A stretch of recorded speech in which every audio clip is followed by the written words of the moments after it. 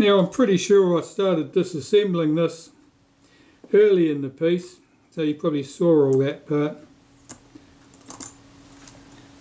Let's start stripping this thing down. The shutter blades certainly need to be serviced. Everything else is probably just dirty.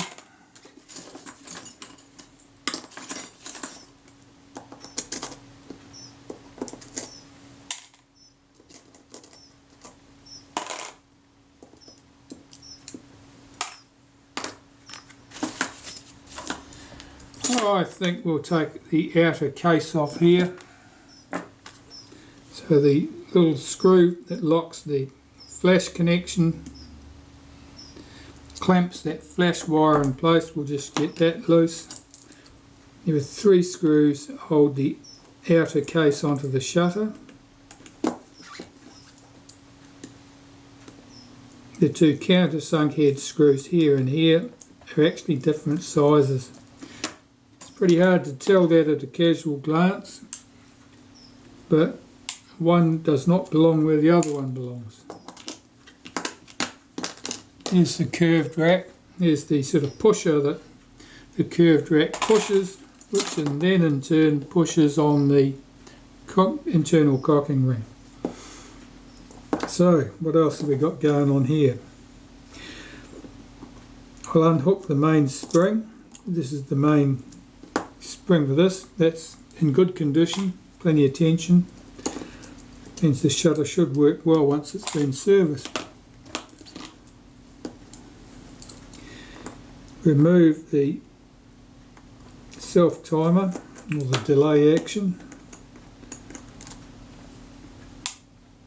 and that can go into some naphtha and go through the ultrasonic cleaner.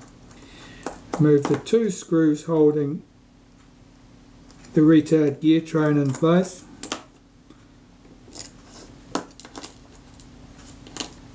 And likewise that'll go through the ultrasonic cleaner. This stuff, well, this is the latch that holds the main drive cam in the cocked position. I'll just unhook its return spring, remove the screw that holds that in place, remove that screw.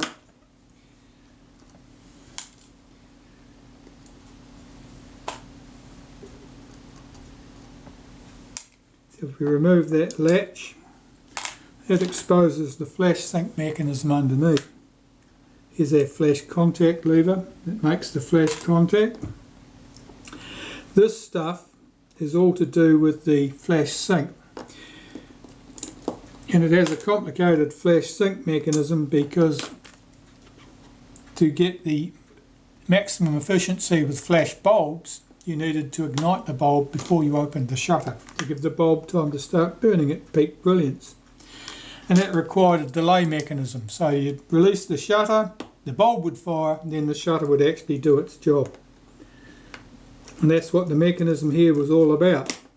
With electronic flash you didn't need to do that, because electronic flash was by comparison instant. You could trigger the electronic flash at the point the blades were fully opened, you'd get a good result. Not so with bulbs.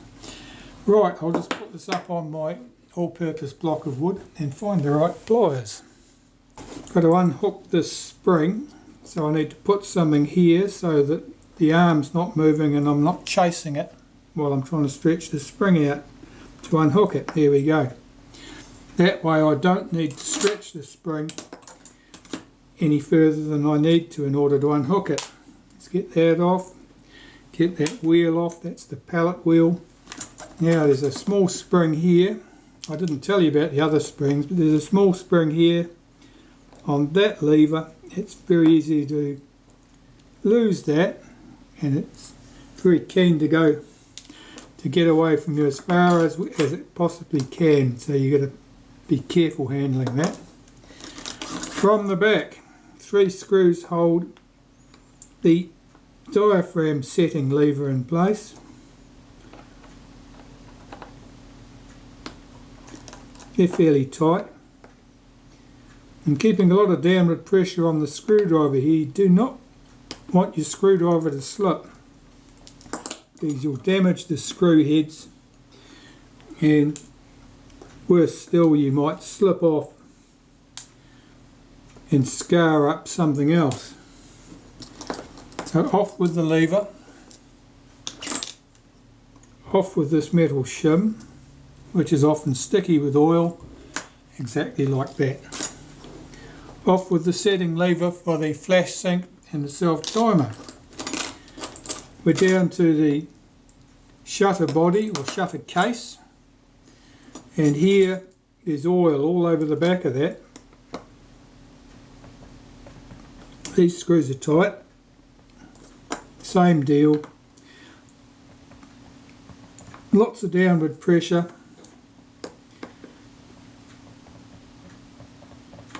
You don't want your screwdriver to cam out. They were very tight.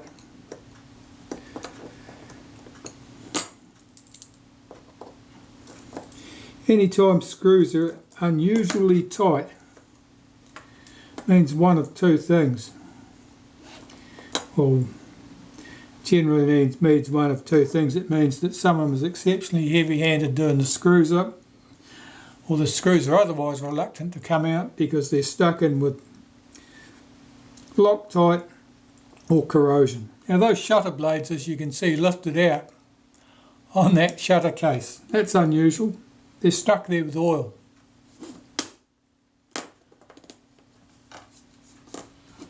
They're also quite marked, and they're going to need to come apart for cleaning. Here's our mechanism plate.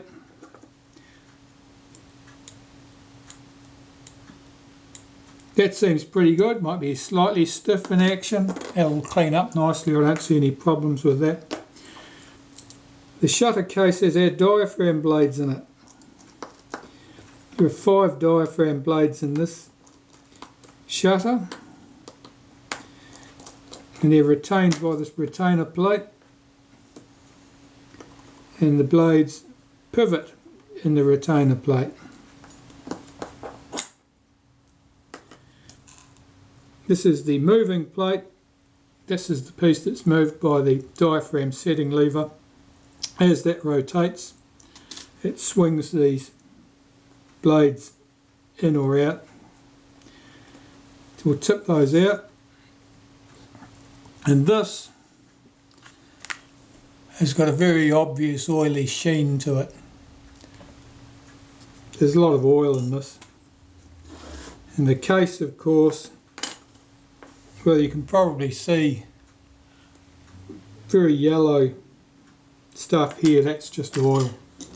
So I'll start with the case. Everything revolves around the case, really. That's the chassis for your shutter, if you like. Nothing happens without a case. Yeah, you can see from the state of that how much dirt and oil came off there. That should really be clean.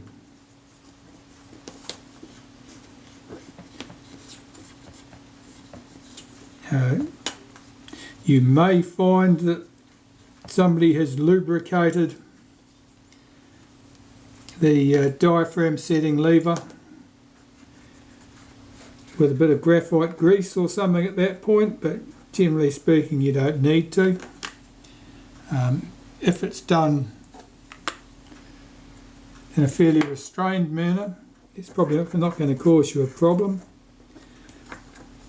If somebody has buttered the shutter with graphite grease, and believe me, it happens, then anything's a possibility. And it certainly won't always be helpful.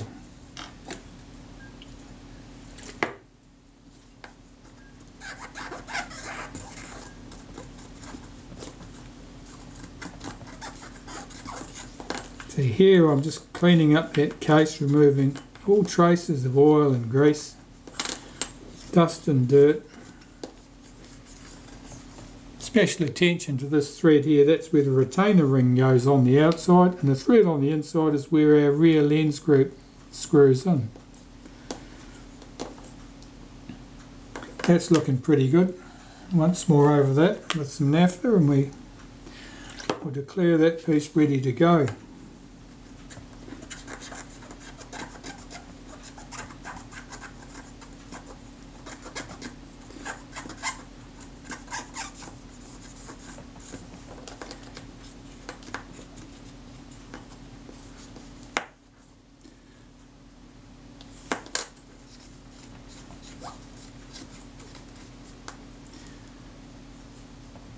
These shutters all had their own serial number from the manufacturer, and I'm sure somebody somewhere will have a chart which would tell you when the shutter was manufactured.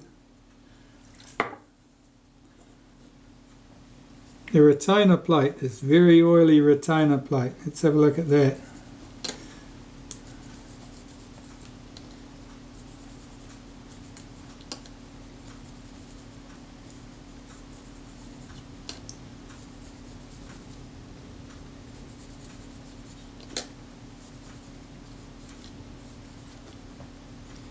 There's a lot of interesting staining there. That's in the shape of a blade, shape of a shutter blade there.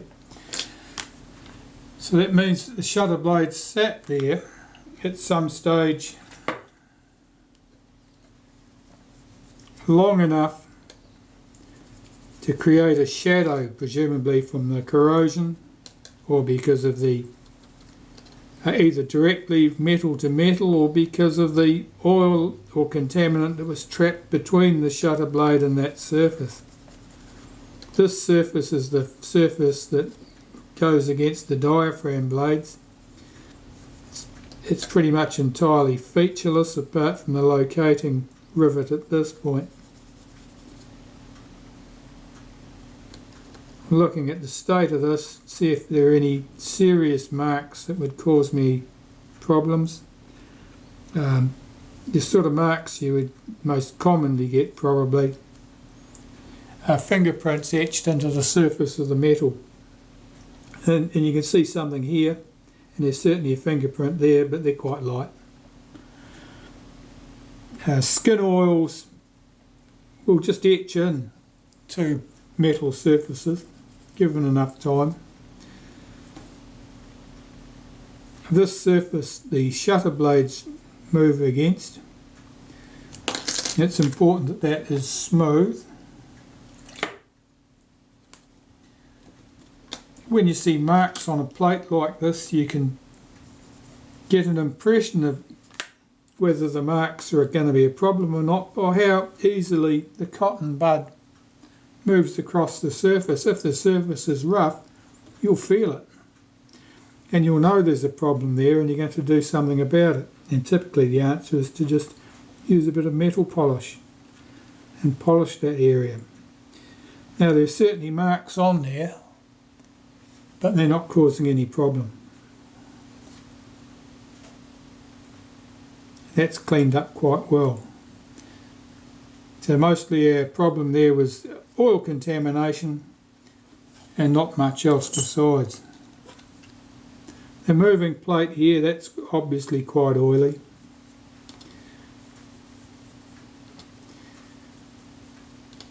Commonly you end up cleaning them at least twice. Once to get the bulk of the oil contamination off them. I'm always handling these by the edges, not picking them up like this, so as I don't leave another whole crop of fingerprints on there as evidence for the next person who comes along.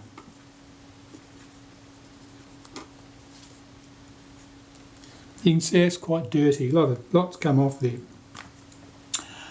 Right, let's put that piece of tissue down there. That'll doubtless, the camera will adjust and then everything else will turn black as sin, but that's just life as we know it.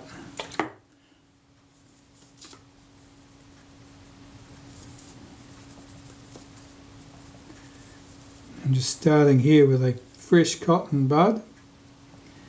And I'll do those surfaces once more.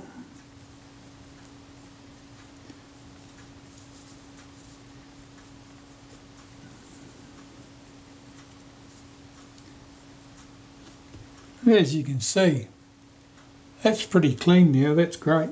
There's no problem there. The diaphragm blades. Let's see what sort of state these are in.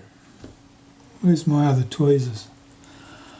I have pairs of tweezers for all sorts of purposes, and I find this curved pair particularly useful for handling diaphragm blades. Alright, so each of these is going to be carefully swabbed to remove the oil from the blades.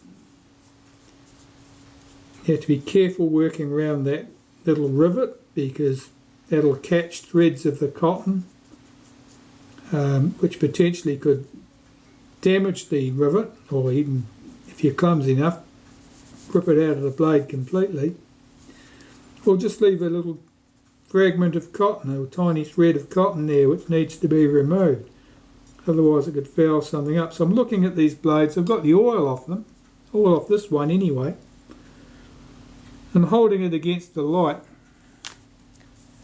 to get an impression of the surface and what's going on there. Now I can see like a fine tracery here, like a pattern, like branches of a tree. Now that'll be some surface corrosion, and it's more pronounced down here at the base. You can probably see that that surface is not clean, it's not shiny, it's not smooth. And on this surface, it's much the same deal. There's certainly a lot more corrosion at this point and right down the end there. Now, I don't really like polishing diaphragm blades because they're so easily damaged. Shutter blades are different, they're dead flat, there's nothing to catch on. These, you'll catch on the rivets, or you can catch your cleaning cloth on the end of that blade. It's quite narrow here, so it hasn't got much strength, and then you bend the blade at that point. So I dislike cleaning them with metal polish, but in this case I think it might be worthwhile. The corrosion's not bad, but I want to see it better than that. So I'll swab these blades down now just to start me off, and then I'm going to have to clean each blade individually with a bit of Brasso, and then clean them again with Naphtha to remove any metal polish. Hopefully I can improve them, get them to the stage where they are unmarked, not showing any marks, and not nice and smooth on the surface, so that they will move freely.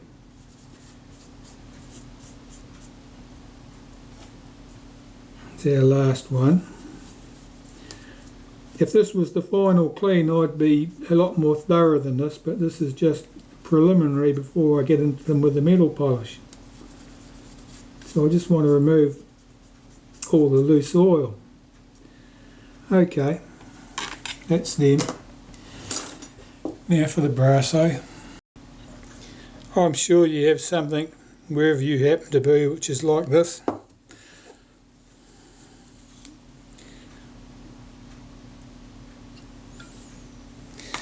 I'll just tip some into the lid and taking each blade in turn, put them to one side. I want to work off this block. They've got little rivets in them, the pivots, so I need to drop them down a hole so that the blade will sit flat. That hole will do nicely. And then, using two cotton buds, one to hold it down and the other one with the polish on it, I need to polish those blades. Have to be gentle. I don't want to catch the blade with the tip of that cleaning thing, and likewise on this side I've got to do the same job.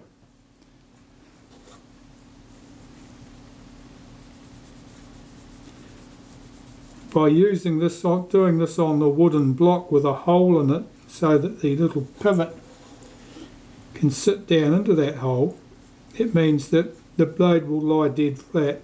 I'm less likely to cause it any damage.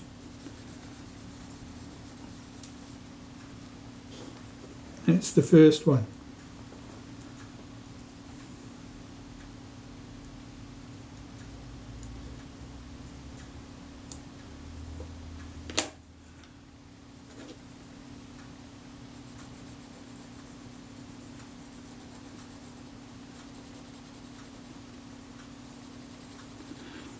Right, well, I've got to do this for the 5 blades and then I'll bring you back. Okay, I've cleaned those all with metal polish. Now I've got to clean them again with naphtha to remove the remnants of the metal polish.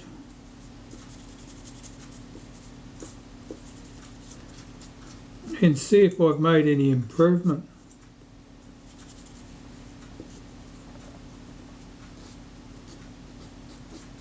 Cleaning around the little pivots is the hardest part.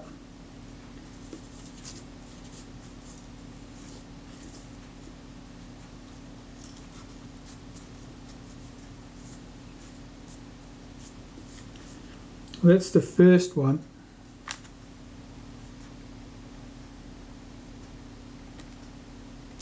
And I'm quite pleased with the state of that. Those corrosion marks that were present before are not present at all now. And the blades are nice and smooth.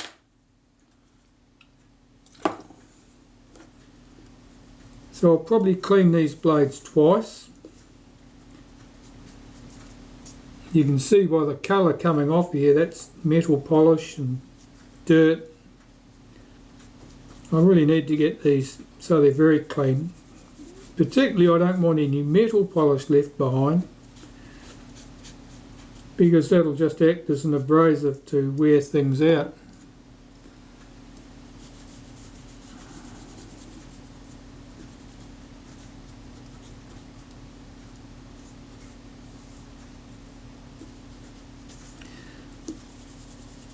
And much the same process I will have to follow with the shutter blades, because they were very marked, more marked than the diaphragm blades if possible. And the shutter blades need to be able to move freely across each other as they open and close. So you certainly don't want any undue friction there from rough surfaces.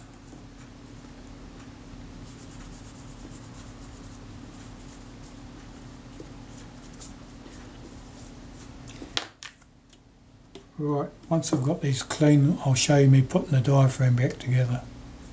And so to the assembly. First I'm cleaning up my tweezers because they're covered in oil and filth. And let's get a fresh toothpick out that's not covered in oil and filth, and start here with my assembly jig. So the retainer plate can go on the assembly jig. Let's get this in the middle. I'm going to start putting the blades in place. Now diaphragm blades are easy to start with the assembly because they just go one on top of another until you reach this point, when of course the hole for the pivot is hidden. So you've got to pull that blade back out of the way.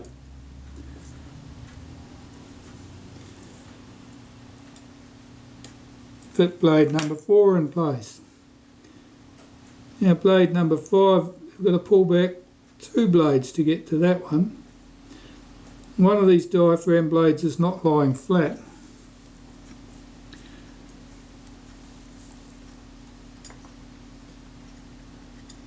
Which is annoying. Now I'm going to lift these blades back over the top pivots, swing them all back against the centre, and then the moving plate can go on. And I know from experience where I need this moving plate to be, and it happens to be there, so that its post is here relative to that post on the retainer plate. And then the case can go on, and the case only goes on in one place because that rivet here has to come up through a hole in the case here.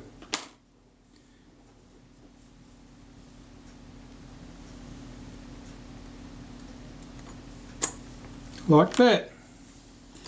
If I tip this upside down, remove the outside of my jig,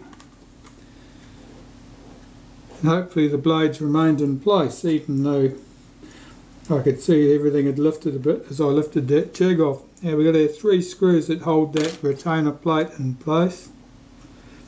I'll run the screws down very lightly.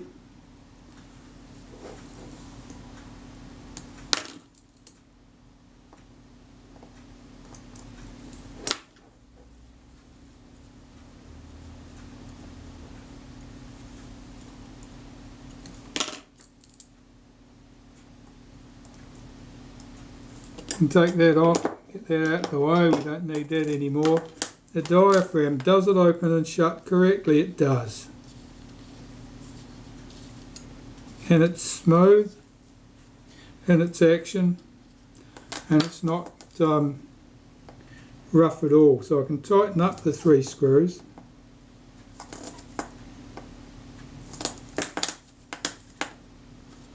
And there's the diaphragm. And hopefully you can see from the state of those blades, those corrosion marks are gone completely. Everything's just nice and clean. So that is our shutter case, and the next thing I need to do is clean these shutter blades, which of course are going to need much the same treatment as the diaphragm blades got, because they are very oily and they're very marked.